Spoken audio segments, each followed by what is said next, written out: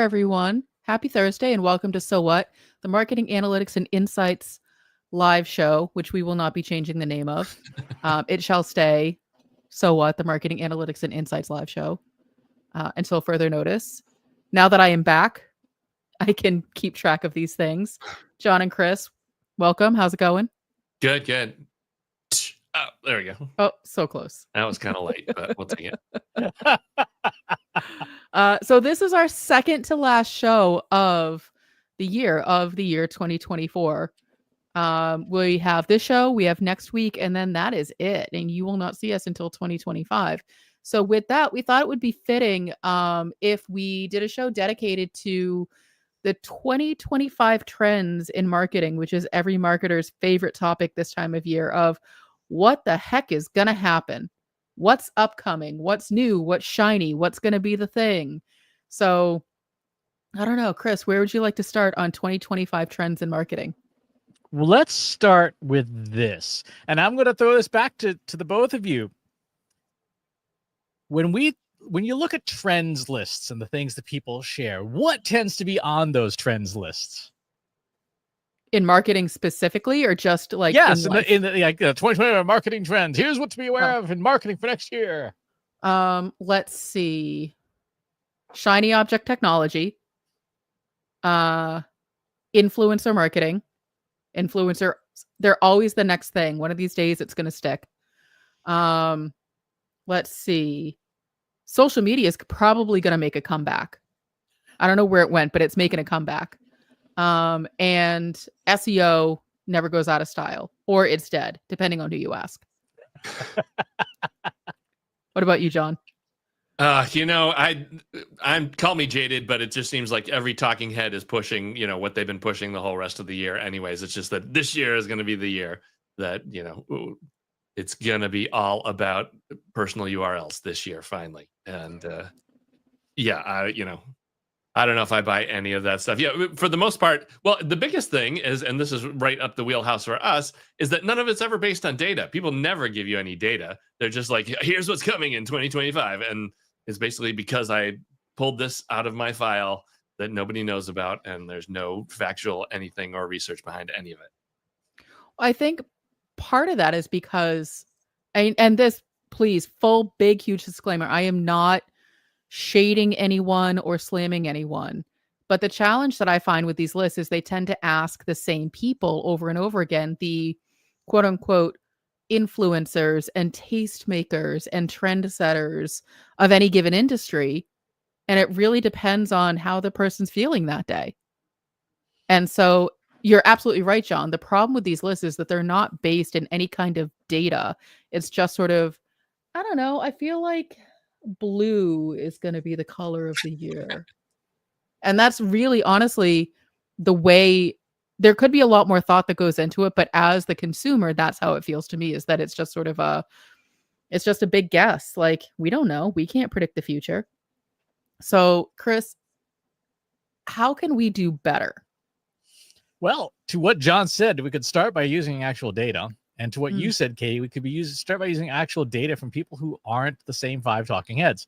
And a part of this is also, and this goes back to something John said, a lot of the trends lists, just like a lot of the recommendations lists, curiously always have whatever company's promoting it as the top #1 trend or the thing to buy for the next year, which does somewhat dampen its credibility. So what you could do instead is use actual data. You could go out to communities that are having conversations about the subject areas that you care about and analyze those conversations. And there are thousands of them. There are thousands of communities having thousands of conversations all day, every day. And if you were to do that, you would find sort of 3 tranches of interesting information. One is the obvious stuff, right? Spoiler alert, AI is going to be a thing in 2025. I am shocked and dazzled. And then you have less obvious stuff that is still being discussed, but not as frequently. Then you have the stuff that is interesting, but maybe only a few people are talking about it. Those are things that could become emerging trends. Now, in the past, you have had to have gotten started in, say, like June to be able to process all of the data to have it ready for the holidays. However, today, generative AI, particularly large language models, are capable of analyzing enormous quantities of unstructured text data and finding exactly these things. What are the obvious things? What are the less obvious things? What are the non-obvious things? So what we did, we've put together the Trust Insights 2025 Trends Report, which you can get a copy of for free at trustinsights.ai/2025 trends. It comes with a nice, lovely generated image of a crystal ball. I actually have that crystal ball. I probably should have just used a photo of me holding it.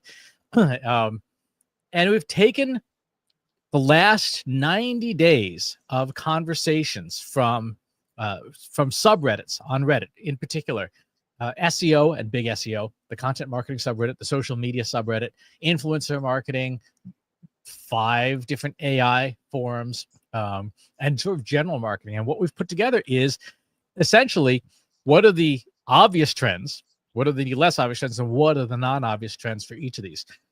Now, I will say, even with generative AI, there's still a lot to go through. There's 89 pages in the summary version of what was over 1.5 million words of conversation. And we had to do a lot of filtering because there's a lot of replies and in comments on these posts like, you're a jerk and you smell that, stuff that's not super relevant to detecting trends. But what we ended up with was actually fairly useful. So I figured today we could spend some time maybe briefly hitting on a couple of the big obvious, less obvious, and non-obvious ones in these categories. We are not going to read all 89 pages of this out loud. That would be forever. So of the buffet of topics here, let me put it back to you two. Which one do you want to start with? Let's start with influencer marketing. Influencer marketing. What is new and coming up and interesting in influencer marketing? And can you make this a scooch bigger? Yes. Thank you. Oh, there we go. So, perfect. Influencer marketing. In this report, the first thing you get is the current state, which is a summary of the corpus itself. And then we get to the trends. So let's very quickly go through just the current state. People are looking for more efficient tools to manage and do outreach. No surprise there. The complexities of pricing and conversation. How do you figure out what an influencer should cost? Searching for people who are not just walking ad machines that you can actually have a real professional partnership with. The platforms and channels. Where should you be working with influencers? Dealing with scams and misleading practices. The segment of micro and nano influencers, where how AI plays a role, how talent management and dealing with talent managers plays a role in influencer marketing. So those are some of the big areas of where influencer marketing is currently being discussed. So if we scroll down to our obvious trends, number 1, this is the most frequent trend, most likely to be the case. Continued growth of micro and nano influencers. Micro defined as 10 to 100,000 followers and nano under 10,000 followers. Brands will increasingly partner with smaller ones because they don't cost as much. I like that this is called obvious trends because I'm like, yeah, no kidding. Well, but it is interesting that influencer marketing tends to continue to be such a head scratcher for people of how do you use influencers? What do you pay them? Do they have representation? How do we measure the effectiveness? Like that stuff that it's interesting to me that it's still coming up as a quote unquote trend for 2025 versus just a standard marketing tactic. Mm-hmm. John, what do you think, given that you and I both fit in the category of either of micro or influencer? I know. I need to get a shirt that says Nano Man or something. So Gonna change your title on the website. all my Ron Wall, Nano Man. Nano Man. Yeah, it's right on the mark. It looks. I would totally expect to see these exact results for scraping that body of work, and these are the topics that come up at the top of the list. And yeah, Katie, it's interesting how I don't really understand why people have so much difficulty with this or why it gets covered so heavily. I mean, it's basically you hire somebody who's big in the space and you do stuff with them. It's not like it's brain surgery, and yet there's a lot of people trying to put a lot of structure and have a ton of questions about like how should it work and where should it go. But yeah, it's interesting too. One thing that I loved about this report is when it came out with all this stuff is the fact that it does address the idea that, it can hold in, it can sit and ride with completely contradictory trends. It can say, nano influencers are the thing, but then it can say, big, huge celebrities are the name for big brands. It totally does not. Just every other trends article I've ever read is always like, this is the one way that it's going to be. Whereas this, put everything out there, and there's a lot divergent opinions, even contradictory, but it does make sense that, out of millions of marketers, they are going to be trying everything. Exactly. Go ahead, Katie. I was going to say what I do like in here, and this was something that we were talking about when we were editing this report yesterday, is the so what. That, as you can imagine, is the thing that's most important to me. The first version I read, I was like, why do I care about this? What I like is it ties into the actual trend that I think is going to be happening more so in 2025 of personalization. So marketers can expect a shift in focus towards smaller creators.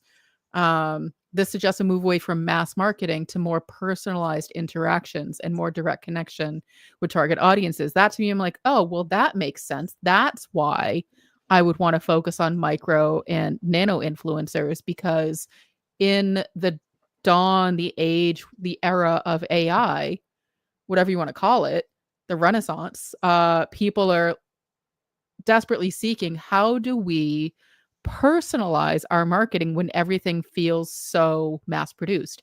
And this tells me in this report, oh, this is how I do it. Okay, got it. Exactly.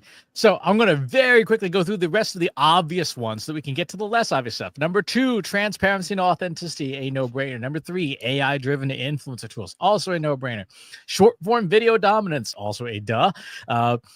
Number 5, performance-based collaborations, aka what are we paying all this money for? That's kind of obvious. Creator commerce and product collaborations, get these people to sell something instead of just talking. Focus on retention and long-term relationships. Greater emphasis on user-generated content. Better at analytics and tracking, and diversification platforms. Those are the obvious trends, and you don't need this report, or you shouldn't need this report to know that those are the trends. So with that, let's go into the less obvious stuff. And this is where we should get into the interesting stuff. Number 1, the emergence of anti-influencer sentiment. There is a subtle but noticeable weariness of consumers and creators regarding the overt commercialization of the influencer space.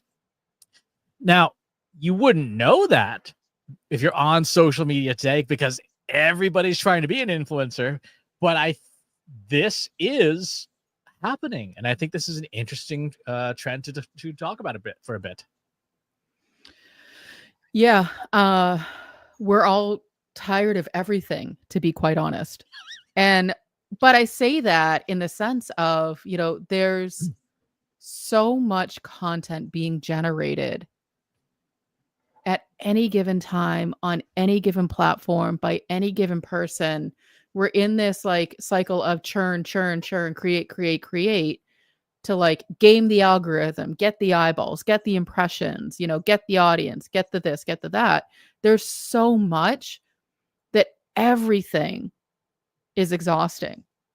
And so when I see this, I'm like, the emergence of the anti-influencer, I'm like, yes, say more. Because what happens with influencers, and this is not a knock against influencer programs, but influencer programs that are not done well, it feels very same.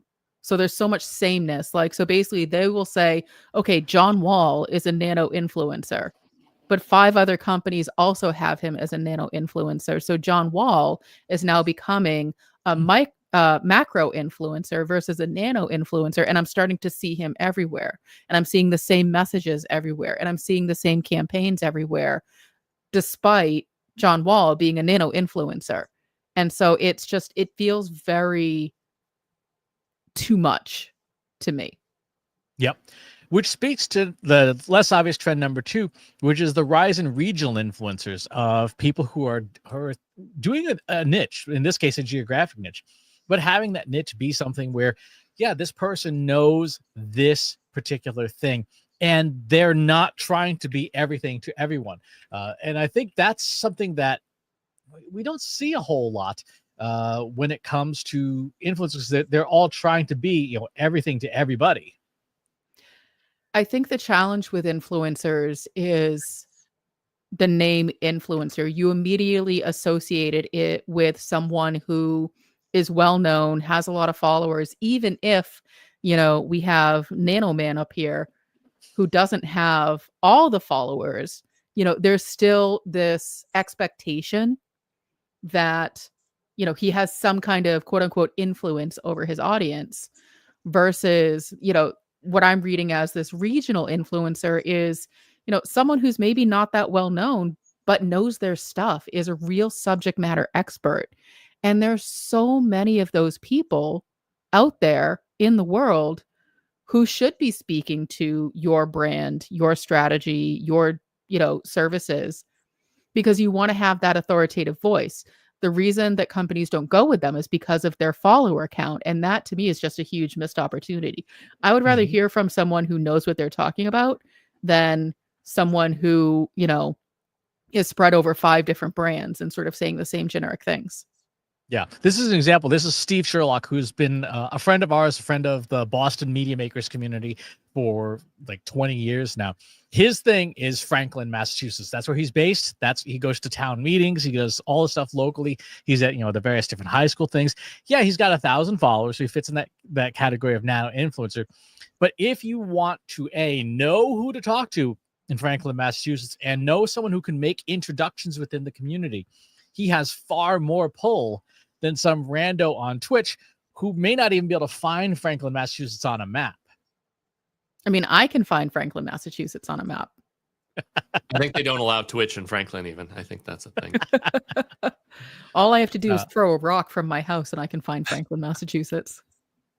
Exactly. And now if we skip down, I'll breeze through the remainder of the less obvious trends so we can get to the non-obvious trends and influencers to see how would the data extraction went. So we have increased demand for specialized talent managers for specific types of contracts, the blurring of line between agencies, platforms, and freelancers, live shopping and interactive content as key drivers, which we all saw for this past year, data privacy and security, the blurring of lines between content creator and influencer. Those two things are not the same, but they are starting to be.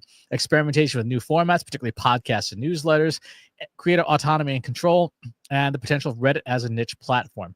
Now, in the non-obvious stuff, we get to things like the rise of prosumer influencers, which is people who are not professional influencers like full time. They're actually people more like us who have day jobs, who have things that we're not personalities all the time. We actually have real work to do.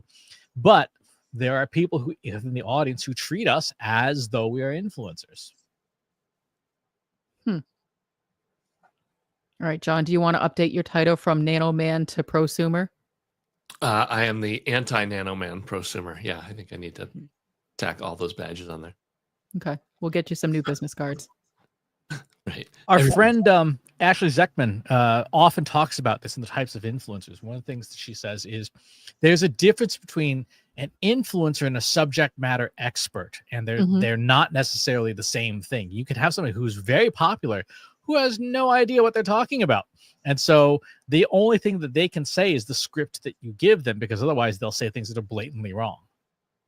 But this goes back to what I was just talking about with like the regional influencers is I would rather listen to a subject matter expert than someone who's super popular.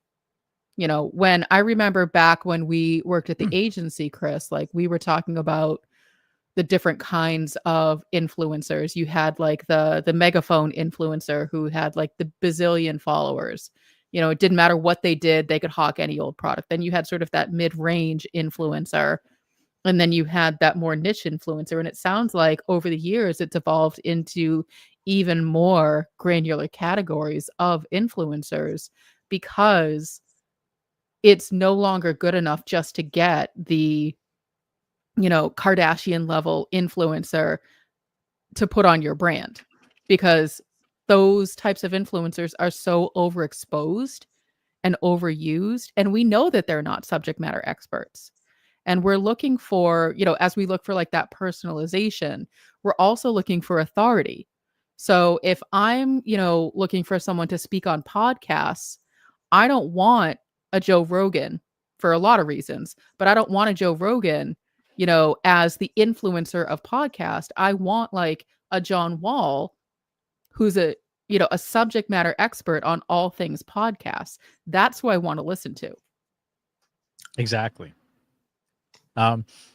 There's a few other ones that are in here. B2B marketing, B2B influencer marketing, multi-tiered influencer programs, the rise of AI-generated brand assets. This one I thought was very interesting. The emphasis on creator-led events.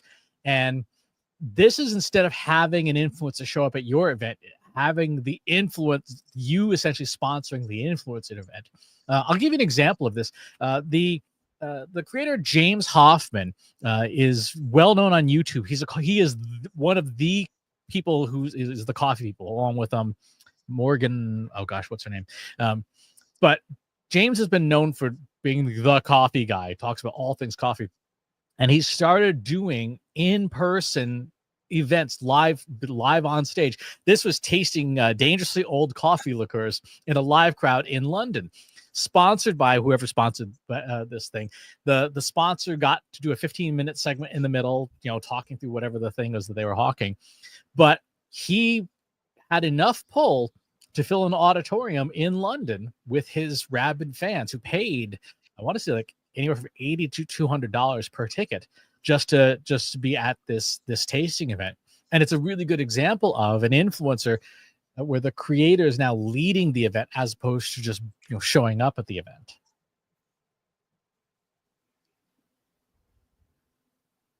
That's interesting. Oh, go ahead. Go ahead, John. I was just saying that's interesting. It is a certain level of influencer that can pack a theater. I mean, that's because that's the opposite of what we've always faced is that, yeah, if you go pick any one geographic area, like the number of B2B marketers and AI marketing influencer, you've got 20 people that are there. You're not going to fill an arena, but everybody loves coffee. So James is able to rock it worldwide. How is this different from, so this is an event solely for James Hoffman, but how is this different from like a social media marketing world or something looking to bring on a James Hoffman as the opening keynote, for example? Like how is this different? How if I'm new to influencer marketing, how do I differentiate the two? So the example with social media marketing will be like the standard thing is, hey, Christopher Penn is going to be speaking at Social Media Marketing World, as opposed to this example, which is come to the Christopher Penn conference, which is going to be his thing where he's on stage all day, foaming at the mouth for 8 hours. You'll be issued earplugs and bandages when your ears start to bleed.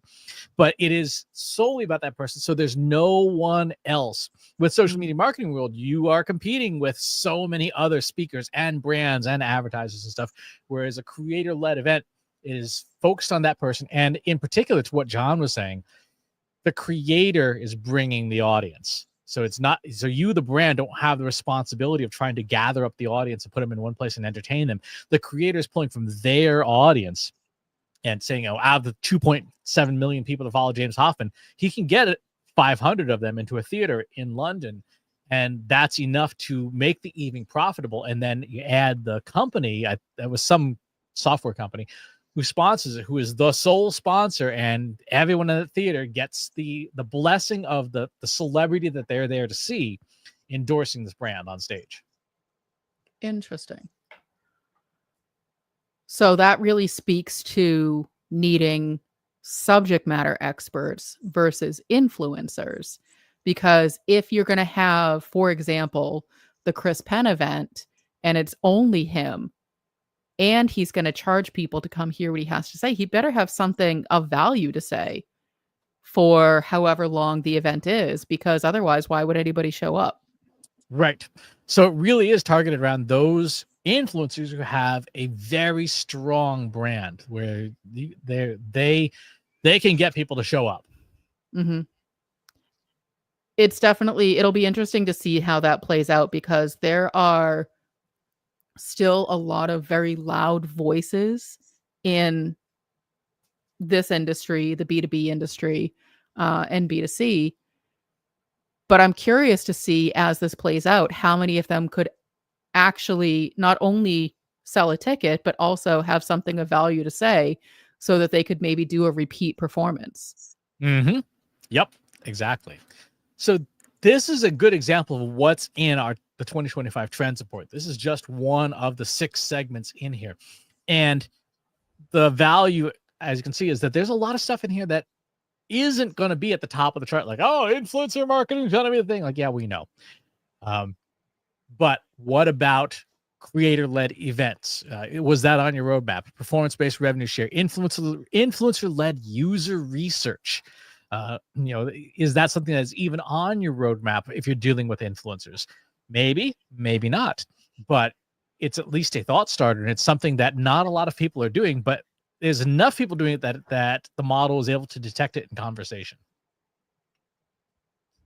Interesting. All right, let's do this. Let's spin the wheel and pick another area. Where do you want to go? John, you get to pick one this time. I get to pick one. I hate to go to SEO, but you got to go to SEO. You got to go to SEO. All right, let's go to SEO. The main things going on right now, the current themes: website migration challenges, indexing issue, backlink strategies and link quality, content creation, AI keyword research, core web vitals and technical, local SEO, algorithm updates, tools and software, careers. So those are the 8 major themes that people are talking about. Let's hit up the obvious trends. Number 1, ta-da! AI augmented SEO workflows. Huge surprise, shocking. Machines do the work. Yeah. Perfect. Yeah, but it is, that's definitely on the top of the obvious trends. Number 2, user experience and content quality. Now, one of the things I thought was interesting was that when you dig into the conversations themselves and things, it really is starting to show that SEO folks are realizing the number of shortcuts that work is dwindling down to effectively to zero, because the algorithms behind search engines and AI overviews and all these things are getting so sophisticated you can't game them anymore. You just have no hope at gaming these things. They're just too smart, and so you have to do the challenging thing, which is actually create stuff people want. Do good work. Yeah. My Do good goodness. work. You're asking too much of me. So content quality, quality backlinks, and the EEAT framework remains valuable next year. Prioritization, local SEO, and Google business profiles. Increasing emphasis on AI generated search results. That one is reasonably obvious. Increased multi-channel marketing, aka SEO, it's too dangerous to have all your eggs in one basket. Data and transparency, decreased value of manipulative technologies, shift from keyword density to semantics, and volatility. So those are the obvious trends. These are no kidding. That's been the case. Yeah, I was going to say, that's not new information. Not in the slightest. Let's look at some of the less obvious stuff. Intent-driven SEO and content personalization. Content personalization in particular is something that the industry is still not particularly doing a good job at. And the reason for that is it's so computationally intensive to do that. And it is also, people don't know how to personalize. So one of the things that is kind of a big gap is because you don't know who your audience is, you can't personalize your content for them. And if only they had something like, I don't know, an ideal customer profile, they might be able to personalize the content on their site better. I was going to say the same thing. And if you're interested, you can go to trustinsights.ai/contact and get the Nano Man on the phone. He'll talk you through how to get your own ICPs. But that was my first thought too, is, well, the reason why content personalization feels so hard is because you probably don't have a good handle on who your audience is. So who are you writing to? Because the default is, well, let's be everything to everyone. And there's no personalization there. And that's sort of the same criticism I have with macro influencers, is being everything to everyone. There's no personalization there. So I feel like these two go very hand in hand. Mm-hmm. Exactly. So you have conversational AI optimization, which is has been around for a little bit. Actionable content, and original insights, which again that falls in the to me in the obvious category, except that no one's doing it. Still, it's still not something that people produce. Community-driven engagement, using communities to drive SEO value, which is a thing because you need signals to get algorithms to recognize what you're doing. Zero click. Rand Fishkin over at SparkTroller talks about this all the time. The fact that search engines continue to take clicks away. A differentiator, ethical SEO and transparency becomes a differentiator. First party data focus, which again is something that people should be doing but aren't. Dynamic content based on user signals and geolocation. This is an interesting one because we have so much technology for doing things like displaying consent banners. Like, hey, you're located in the EU, so you get more warnings before you can use our website. But it doesn't do anything with the content itself to make it more usable or to make it different or tailored or customized. This one, visual and video content. Almost no one's doing a good job with this. And there really is no excuse for it anymore because we have so many ways to get content out there. In particular, YouTube. This is something we've talked about now for a little bit. And by a little bit, I mean 5 years. If you're not putting content on places like YouTube, you're missing the world's second largest search engine. I feel like the reason people don't is because text-based content is quote unquote easier to generate. And well, I don't want to be on camera, or what do I create a video about if it's not text? Oh, you mean I just have to read a script? Well, that's pretty flat. I don't want to put that up. So I feel like there's a block in terms of what to actually create to put on YouTube. Mm-hmm. And this last one, at first when I read it, I thought, oh, duh, that's obvious. But then I was like, actually, it really isn't, which is if you are participating in forums, private forums, niches, and things like that, are you optimizing the content you post in those places to be found by that internal forum's own search engine? Because a lot of them, like some of these different forum hosting services that companies can use for private forums, have very primitive search engines. They're purely keyword-based search engines. So as you're posting on these things, are you optimizing for the internal search engine of the places you spend time? Interesting. And now we head into the much less obvious stuff to some degree. Rise of micro conversions and engagement tracking using for SEO. This is a big deal because a lot of the time the overall digital marketing team is talking about micro conversion. SEO folks tend to either focus on one of two things. Either here's how many leads we generated, or hey, we got you all this traffic and what you do with it is up to you. And there's not a lot in between, not a lot of folks spending time in that gray zone in between them. Number 2 is AI and SEO working in collaboration, which again would be one of those things we would hope people are doing. Data-driven strategic SEO is getting people just to use the data that they have, and they're not doing a particularly good job of that. Number 4 is one that I really find interesting: rehumanizing SEO content.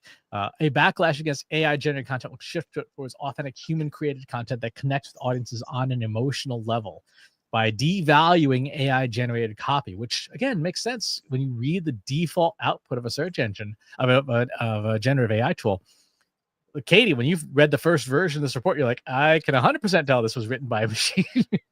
Oh, well, yes, it was very robotic and very technical, and there was no personality to it. But I'm curious, Chris, because I remember, it was earlier this year. I don't remember the exact specifics, but you were saying that, when consumers were given human generated content and AI generated content, they didn't mind the AI generated content. But it sounds like you're saying that is shifting to they do mind. They don't want that AI generated content anymore. What happened? So what happened is this: a whole bunch of marketers got a whole lot lazy with AI tools and have generated a whole bunch of garbage. And it's worse in quality than the garbage they were previously creating. So the garbage is of even lower quality. And as a result, when you look at the studies that have been done that have been peer reviewed, they were done with expertise on both sides. So the people who were creating human-led content were experts in the content they were creating. The people who were creating AI-generated content were expert in the use of language models. And in those situations, the language models perform better. When you have a bad manager like, intern, go use ChatGPT to make 5 blog posts, you don't get expert use of the tools. And so as people are publishing more and more AI generated content that is blatantly obviously machine made and poorly made, you're getting more of that backlash of this is just a sea of garbage. So yeah, thanks humans, ruining it for everybody else. I don't think that's how that works, Chris. Blurring the lines between SEO and user experience design. This is something we see actually with many of our clients, where you can optimize content for SEO, but if the website sucks, then yeah, you've generated traffic, but it has no business impact. And SEO in particular, because search engines themselves are now getting good at understanding things like images and layout and stuff. When you take a look at Google's new Gemini Flash model, it understands the visual layout of a page. It's unsurprising that algorithms can get more sensitive to it. Like, this is actually a page worth visiting to. The rise of long form audio content, voice search, and podcast audiobooks and long form audio, which again, that would be a general trend in marketing, but it's interesting that it shows up specifically within the conversations that SEO folks are having and their recognition that, yeah, this is a thing. Brand reputation and trust. Again, it's interesting. We used to say that SEO was a trailing indicator essentially of brand. Like, you could measure your brand strength by how people search. And now we're kind of almost flipping that around, saying in order for SEO to work, you need to have a working brand. You need to have a brand that people remember so that they remember to search for it. Because if no one remembers who you are, they're not going to search for you, which is an interesting flip that is it's really changed in the last 5 years. Hyper-local and niche focus, server-side optimization infrastructure, and then intent-based meta descriptions. I thought that was interesting because we typically do keyword-based meta descriptions, best management consulting firm, Boston, and things like that. And instead of having more intent-based things, which goes back to what we were talking about earlier about having personalization so that you might have different metadata being served up based on the intent, which could be a very, very interesting technical implementation of SEO. So would that be if you were doing, the keyword you'd be using for the meta tag would be like Thai food in my neighborhood? Things like that, or you might get, depending on how granular you might be getting, you could have things like a pad Thai dish that's not too spicy. Right. and you might have content that has that specific metadata. So I feel like this intent-based meta descriptions dovetails with an earlier trend in SEO of intent-based keywords versus, I forget exactly what the thing was, but basically this is the second time I'm seeing intent-based. So under SEO, so clearly intent-based is what you want to be doing versus, I like this word, I want to rank for it. Right. Because that word may have no relevance. And this is where understanding your customer journey, your buyer's journey is so important, because if you're optimizing for things that are too high up in the journey, too early in the journey, chances are you're not going to get any traffic out of it, because things like AI overviews will simply eat that. If people are saying, like, what is pad Thai? Yeah, I'm sorry, your local Thai restaurant is probably not going to even show up for that. And Google in particular is just going to show you an automated summary. But if you say pad Thai in Franklin, Massachusetts, it's not too spicy, that now you're getting toward really into that very clear A, commercial intent, but B, what your emotional intent and what your mental state is. So That's just again, that was 2 of the 6 areas in the 2025 trends guide. And to be clear, to remind folks, this is derived from real conversations, which means there are gaps. Because if someone's not talking about it, obviously a summary of it's not going to have it in there. So there may be things that are completely novel that no one knows about yet, but could be technologically happening behind the scenes. For example, yesterday Google released Gemini 2, which has like live interaction with streaming data. That is something that we don't even know the full applications of yet. So it's not going to show up in a marketing trends report because marketers don't even know what it is, much less how to make use of it. So it is not the definitive guide to what will happen in 2025. It's just conversation trends extrapolated from the things people are talking about now. Something for us to consider into moving into next year, just as a thought, is so when you started talking about how we pulled this data together, you said that typically marketers start somewhere in June to start to collect and cull through the data to put together the trends for the following year. And then for this particular report, you started maybe earlier this week pulling the last 90 days of conversations from Reddit, demonstrating the more immediate analysis that you can get. I wouldn't call it real time, but it's closer to what's happening now. Marketers should be thinking about looking at the trends on a more regular basis other than just annually. Because if we had done this in January of 2024 versus when we just did this in December of 2024, the report would read likely about 70% different. And the way in which technology is moving, I think it's a huge missed opportunity to wait until the end of the year to ask yourself, I wonder what's going to happen next. You should be thinking about how can we be a little bit more agile and thinking about what are the trends for the next month and really just time block it like that. If you're thinking about a year at a time, like next week, this report's already going to be out of date. There's going to be a lot that's changed, and not just with AI, but with SEO, with influencers, all of the pieces. So that would be my 2025 trends wish for everybody, is to do this monthly, not annually. And there's no excuse not to. Speaking of things that are rapidly out of date, one of the things that Google came out with yesterday, and this is only available in the paid individual version of Gemini, so not the workspace version and not the free version, is their research tool. So you give it a query. So like I said, what happened in marketing in 2024? Build a comprehensive research report. And what it does is it hits up the Google catalog of search results.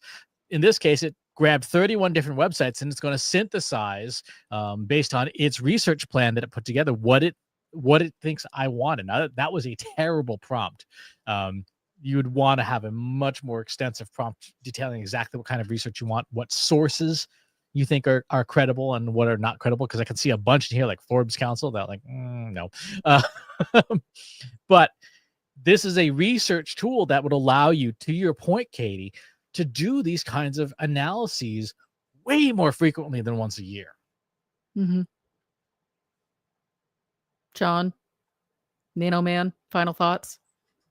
Yeah, it's funny. I just like your, it's like one to grow on. You're doing this every month gives you a whole different take on the world, especially, and this wouldn't be a big deal. I know with your model, Chris, you could have it do the delta, just show us everything that's changed over the past month. And that would be really interesting. Exactly. One of the things that is going to set apart winners and losers in the age of AI everywhere is who's got the most best data, right? So if you're not collecting the data and keeping it clean and using it, you're going to have a really bad time. Mm-hmm. So if you would like a copy of the 2025 Trends Report, you can go to trustinsights.ai/2025 trends. It is free. Enjoy it. Leave us some comments. Feel free to pop in the Slack group and over at trustinsights.ai/analytics for marketers. But that is going to do it for this episode. We will talk to you next week for the Trust Insights Holiday Special. Katie, you look very confused. Because that's not what we're doing. Fine. I might wear a hat. You could wear a hat, but just to be clear, it's not a holiday special. We'll talk to you next time. Thanks for watching today. Be sure to subscribe to our show wherever you're watching it. For more resources and to learn more, check out the Trust Insights podcast at trustinsights.ai/TI podcast and a weekly email newsletter at trustinsights.ai/newsletter. Got questions about what you saw in today's episode? Join our free Analytics for Marketers Slack group at trustinsights.ai/analytics for marketers. See you next time.